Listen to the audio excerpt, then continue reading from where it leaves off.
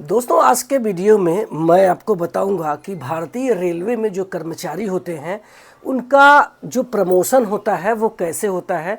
तो इसी पर आज के वीडियो में डिटेल में मैं बात करने वाला हूं, क्योंकि रेलवे कर्मचारी चाहे किसी भी पोस्ट पर लग जाए, उसकी इच्छा होती है कि वो आगे आने वाले दिनों में वो प्रमोट हो जाए, जिससे कि उसका जो है आर्थिक स्थिति के साथ साथ उसका जो स्टेटस है वो भी बढ़ जाए। क्योंकि जब वो हायर पोस्ट पे जाता है तो उसकी जो सैलरी है, इसके अलावा उसका जो स्टेटस है उसमें बढ़ोतरी हो जाती है।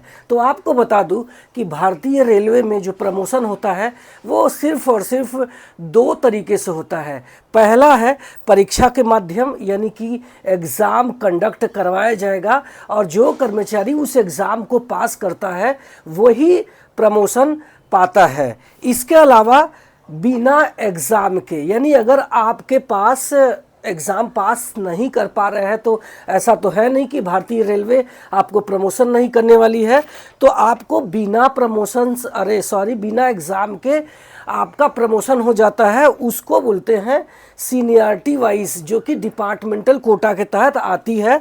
तो आपको एग्ज़ाम के ज़रिए जब आपका प्रमोशन होता है तो ये बहुत ही फास्ट होता है, जिसमें आप जो है पहले लेवल से, यानी अगर आप लेवल 1 में है, मान लीजिए ग्रुप डी में है, तो सीधा आप छलांग मार सकते हैं लेवल 5 और 6 वाली वैकेंसी में।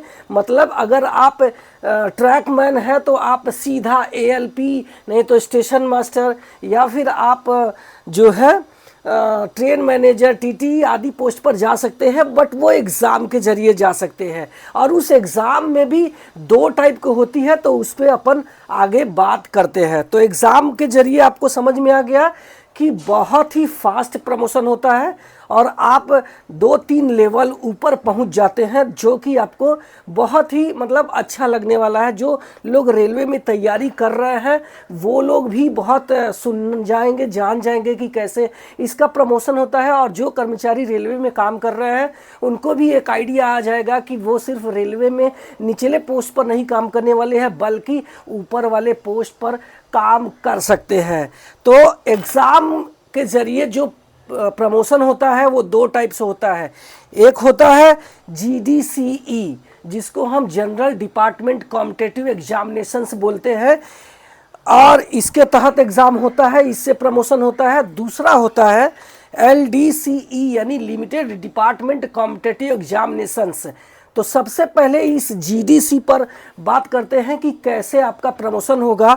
तो जीडीसी को आपको जो वैकेंसी आती है वो जोनल लेवल से आती है, यानी अगर आप किसी एक जोन में हैं, मान लीजिए आप मुंबई जोन में हैं, तो उसी जोन के सारे डिवीज़न के कर्मचारी होते हैं और ये बाकायदा नोटिफिकेशन आता है, और नोटिफिकेशन जब भी आएगा तो ये रेलवे कर्मचारी उसमें पार्टिसिपेट कर सकते हैं।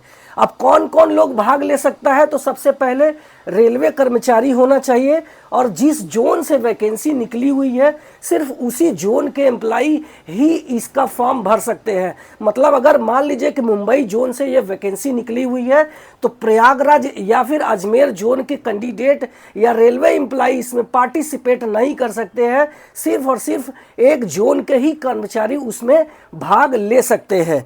जीडीसी में जो होता है इसमें बहुत ही फास्ट प्रमोशन होता है, यानी आप लेवल 1 से लेकर के आप लेवल 5-6 पर भी बहुत आसानी से पहुंच जाते हैं। इसके अलावा आपका जो ग्रेड है वो लेवल लोअर का होना चाहिए जिस पोस्ट के लिए आप जाने वाले हैं। जैसे मान लीजिए कि आपको ट्रेन मैनेजर बनना है, तो आपका जो लेवल है वो लेवल 5 का होता है ट्रेन मैनेजर का। तो आप निचले स्तर के जो है लेवल के कर्मचारी होने चाहिए, यानी आप लेवल 4, लेवल 3 या फिर लेवल 2 या लेवल 1 ये लेवल के कर्मचारी हैं, तभी आप ग्रुप जो है ट्रेन मैनेजर पे पोस्टिंग जा सकते हैं। ऐसा नहीं है कि आपने लोको पायलट गुड्स में है जो कि लेवल 6 में है और आपकी इच्छा हो रही है कि यार मैं काम तो बहुत दिन से कर रहा हूँ और मुझे ये पसंद नहीं है, ट्रेन चलाना मुझे बड़ी जिम्मेदारी लग रही है, अभी हमें लग रहा है कि थोड़ी सी पीछे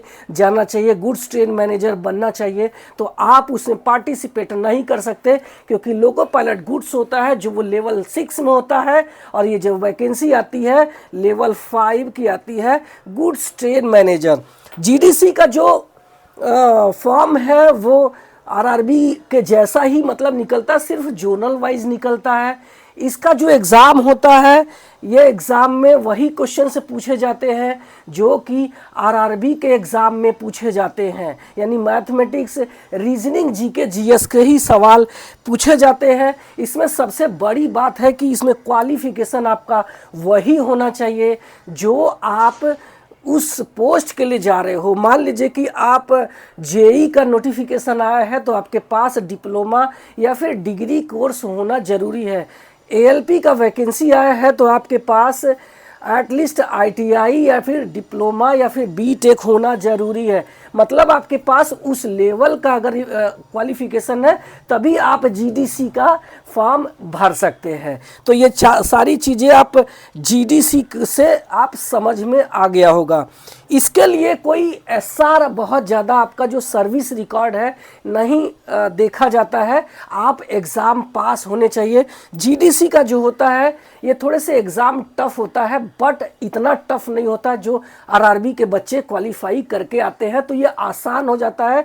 एक चीज़ और बता दें कि जो हमें डिपार्टमेंट एग्ज़ाम पास करना इसलिए आसान होता है कि बहुत सारे एम्प्लॉई जॉब पाने के पहले आरआरबी के एग्ज़ाम के लिए बहुत अच्छे से तैयारी करते हैं, बट जैसे ही रेलवे में लग जाते हैं वो थोड़े साइलेंट बन जाते हैं, मतलब वो तैयारी नहीं करते हैं।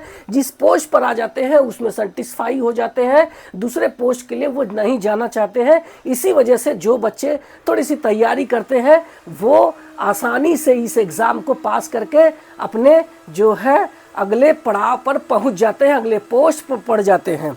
इसके लिए आपको कोई भी जो ड्यूटी का जो टाइम का पीरियड बॉन्ड नहीं है। रेलवे जैसे ही नोटिफिकेशन निकाला, आप किसी भी रेलवे कर्मचारी है और आप रेगुलर कर्मचारी है तो आप इसका फॉर्म भर सकते हैं। ऐसा नहीं है कि आपको मिनिमम 3 साल करना ही है, ऐसा कुछ नहीं है।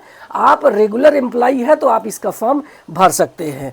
अब इसी एग्ज़ाम के जरिए दूसरा एग्ज़ाम होता है LDCE, इसको बोलते हैं लिमिटेड डिपार्टमेंट कॉम्पिटिटिव एग्जामिनेशंस। इसमें जो प्रमोशन होता है वो जीडीसी के मुकाबले थोड़े से लेट होता है, क्योंकि इसमें रेलवे ने एक क्राइटेरिया दे दिया है कि आप सिर्फ और सिर्फ 3 साल कम से कम आपकी जो है सर्विस होना ज़रूरी है। इसके अलावा आप सिर्फ उसी डिपार्टमेंट के एग्ज़ाम को दे सकते हैं, उसी में प्रमोशन पा सकते हैं जिस डिपार्टमेंट में है। रेलवे बहुत सारे डिपार्टमेंट के ज़रिए चल रही है लेकर के, तो एलडीसी में सिर्फ और सिर्फ उसी एग्जिस्टिंग डिपार्टमेंट के ही कर्मचारी होते हैं जो कि लेवल 2 से ऊपर होते हैं, यानी आप 1900 ग्रेड पे के ऊपर होने चाहिए तभी आप एलडीसी दे सकते हैं। इसके अलावा ये जो वैकेंसी निकलती है मोस्टली डिवीज़न लेवल के निकलती है। एक उदाहरण से समझे, अगर मान लीजिए कि एलडीसी से जो वैकेंसी आई है, सीसीटीसी की वैकेंसी आई है, तो इसमें सिर्फ और सिर्फ ऑपरेटिंग डिपार्टमेंट के कर्मचारी ही इसमें भर सकते हैं या फिर कॉमर्शियल डिपार्टमेंट के कर्मचारी ही इसमें अप्लाई कर सकते हैं। ऐसा नहीं है कि इंजीनियरिंग डिपार्टमेंट का जो ट्रैकमैन होते हैं वो अप्लाई कर दे। इसी वजह से आप देखना कि जो इंजीनियरिंग डिपार्टमेंट है वो हमेशा से फाइट कर रहा है कि जैसे जीडीसी में ओपन टू ऑल जो है वैकेंसी में अप्लाई करने को मौका मिलता है, वैसे ही एलडीसी में ही मौका मिलना चाहिए, क्योंकि